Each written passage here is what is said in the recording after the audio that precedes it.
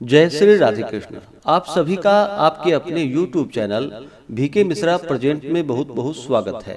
आइए आज आप सब जानेंगे वर्ष 2026 आषाढ़ मास गुप्त नवरात्रि कब से शुरू है, कब समाप्त होगा। गुप्त नवरात्रि में कलश स्थापन का शुभ मुहूर्त समय क्या होगा, तो जानेंगे संपूर्ण शुभ मुहूर्त, व्रत, पूजा, महत्व, नियमों के बारे में। आप सभी भक्तों को गुप्त नवरात्रि की ढेर सारी शुभकामनाएं। आप सभी के जीवन में माता दुर्गा की कृपा से, माता दश महाविद्याओं की कृपा से आप सभी भक्तों को सभी प्रकार के सुख और समृद्धि की प्राप्ति हो।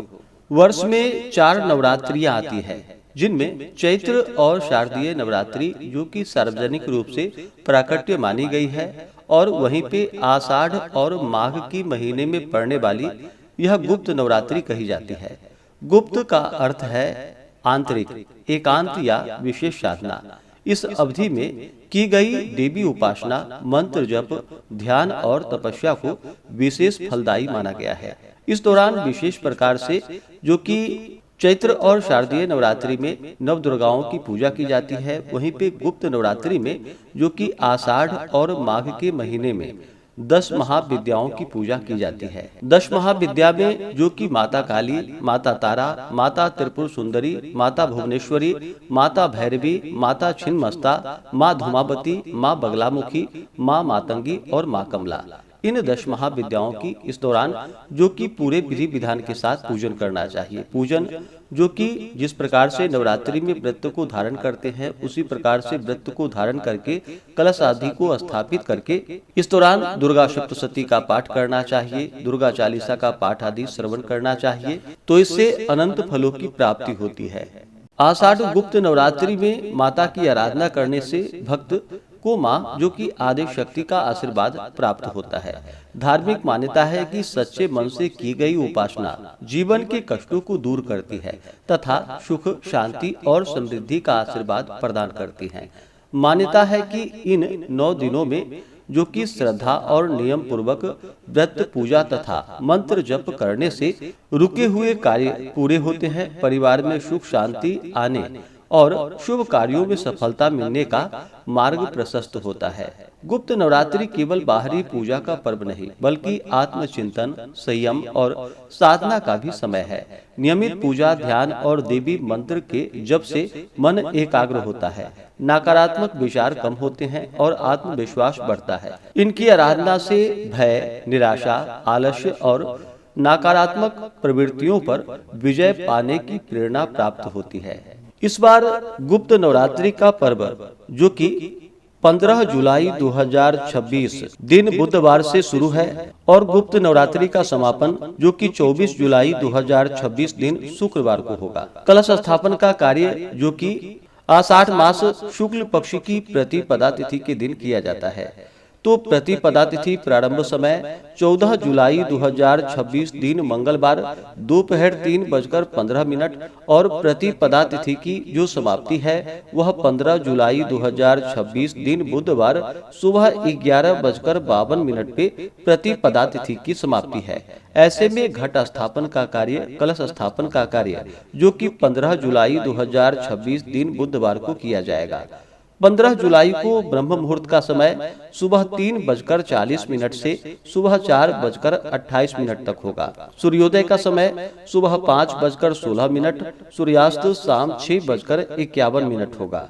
राहु काल का समय दोपहर 12:03 से दोपहर 3:45 तक होगा। शुभ चौघड़िया मुहूर्त के अनुसार पूजन का जो समय है, कलश स्थापन का जो समय है, वह समय पहला मुहूर्त लाभ नामक शुभ चौघड़िया मुहूर्त होगा जो कि सुबह 5:17 से सुबह 6:58 तक होगा। उसके बाद अमृत नामक शुभ चौघड़िया मुहूर्त का समय सुबह 5:59 से सुबह 8:40 तक होगा। अंतिम जो कि शुभ चौघड़िया मुहूर्त का समय है वह सुबह 10:22 से सुबह 11:51 तक होगा। इस दिन जो कि प्रातः काल ही कलश स्थापन का कार्य कर लेना चाहिए और पूरे विधि विधान के साथ माता दुर्गा की आराधना करे या 10 महाविद्याओं की पूजा आराधना करे तो बड़ा ही पुण्य फलदायी होगा। इस 3 कलश स्थापन के लिए चाहिए कि प्रातः काल जो कि ब्रह्म मुहूर्त में उठ करके, जो कि सूर्योदय से पहले ही उठे, स्नान करके शुद्ध वस्त्र धारण करके जहाँ पर भी आप पूजन करें, पूजन स्थान को अच्छे प्रकार से स्वच्छ करके गंगा जल से शुद्ध करें, पूर्व या उत्तर दिशा की ओर मुख करके बैठे, कुशा के आसन का या कंबल के आसन का प्रयोग करें। एक चौकी पर जो कि लाल कपड़ा बिछा करके माता की फोटो या प्रतिमा को स्थापित करें। इसके बाद फिर जो कि दीप को प्रज्वलित करे, हाथ को फिर धो ले। इसके बाद व्रत का संकल्प लेना चाहिए। अपने नाम, स्थान, गोत्र का उच्चारण करे और कहे कि हे माता, मैं आषाढ़ मास गुप्त नवरात्रि का व्रत धारण करने जा रहा हूँ या करने जा रही हूँ। इस प्रकार से प्रार्थना करें। आपके मन में जो भी कामना हो, जो भी इच्छा हो, वह माता से कहनी चाहिए। इस प्रकार से व्रत का संकल्प ले करके इसके बाद फिर जो कि सबसे प्रथम गणेश अंबिका का पूजन करें। इनका पूजन करके उसके बाद कलश को स्थापित करनी चाहिए। कलश के लिए मिट्टी के पात्र का प्रयोग करें। सबसे पहले नीचे जो कि मिट्टी रखे कलश के नीचे, कलश में स्वास्तिक का चिन्ह बना ले, कलश में जल भरे, उसमें फिर सुपारी, सिक्का, अक्षत, दुर्वा डाले और भूमि पर जहाँ पर आपने मिट्टी रखा है कलश स्थापित करने के लिए, वहाँ पे जौ को बो दे। उसके बाद उस कलश को स्थापित करे। कलश को स्थापित करके कलश देवता का ध्यान करे, उसमें वरुण तीर्थों का ध्यान करे, गंध पुष्प धूप दीप आदि से पूजन करे। इसके बाद फिर दिन में पूजन हो तो सूर्यादि पंच देवता का पूजन करे और रात्रि में पूजन हो तो गणपति आदि पंच देवता की पूजा करे।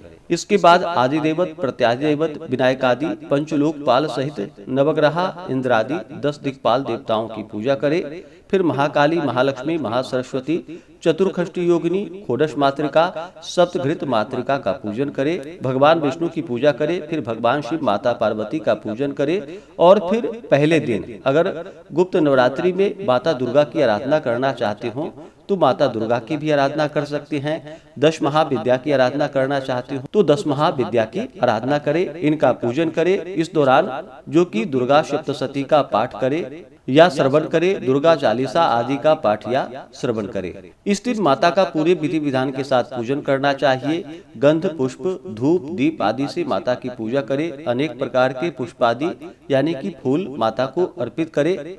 वस्त्र और श्रृंगार की वस्तुएं अर्पित करे। अनेक प्रकार के फल मिष्ठान जो भी बन सके उसका माता को भोग लगाए। इसके बाद जल से आचमनी करवा करके मुख शुद्धि के लिए पान पत्र, सुपारी, लौंग, इलायची के साथ में अर्पित करे।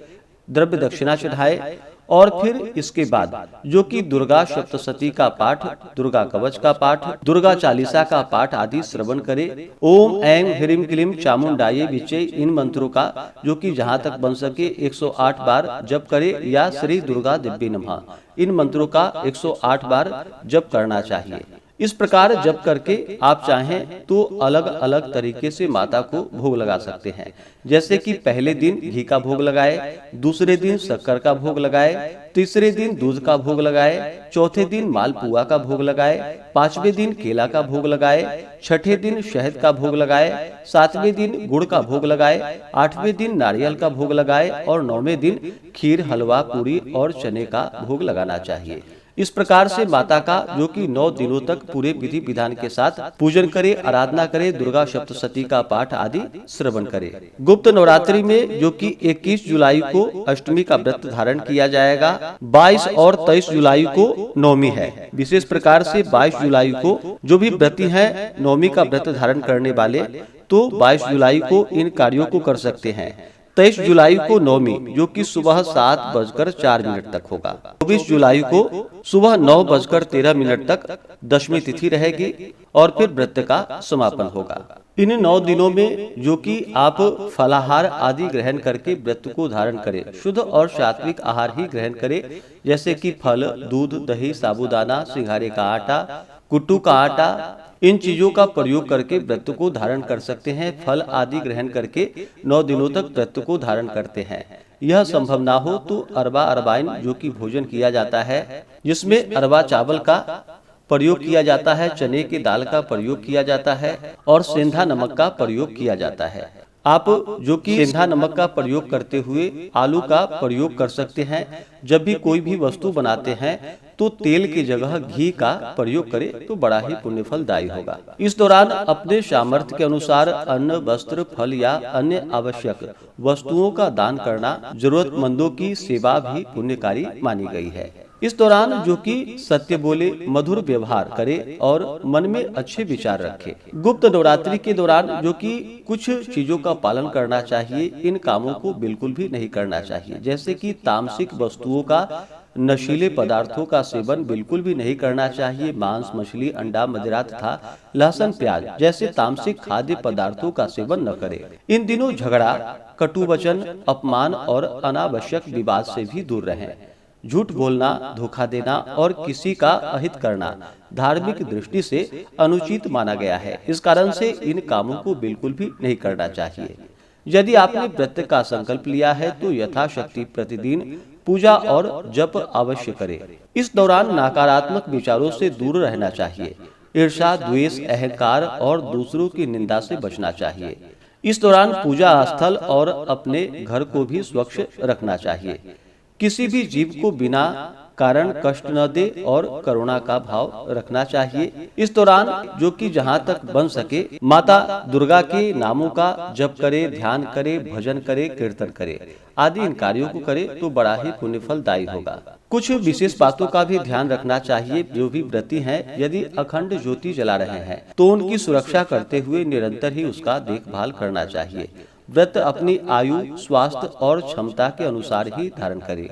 यदि स्वास्थ्य संबंधी समस्या हो तो आवश्यक आहार और दवाई आदि का प्रयोग कर सकते हैं। गर्भवती महिलाएं, बुजुर्ग और रोगी कठोर उपासना के बजाय श्रद्धा पूर्वक पूजा, मंत्र, जप और सात्विक भोजन का पालन कर सकते हैं। इस प्रकार जो भी सच्चे मन से माता की आराधना करते हैं, पूजा करते हैं, कथा आदि श्रवण करते हैं, शुद्ध और सात्विकता का पालन करते हैं तो इससे माता अपने भक्तों के सभी प्रकार के दुख और कष्टों को दूर कर देती हैं तथा सुख और समृद्धि का आशीर्वाद प्रदान करती है।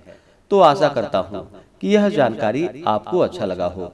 इसी प्रकार से ज्ञानवर्धक जानकारियाँ प्राप्त करते रहने के लिए, व्रत पूजा के बारे में जानने के लिए, कथा को सुनने के लिए चैनल पे अगर आप पहली बार आए हैं तो चैनल को लाल बटन दबा करके सब्सक्राइब करें। साथ ही बेल आइकन घंटी को दबाएं ताकि आने वाली वीडियो का नोटिफिकेशन आपको समय से मिलता रहे।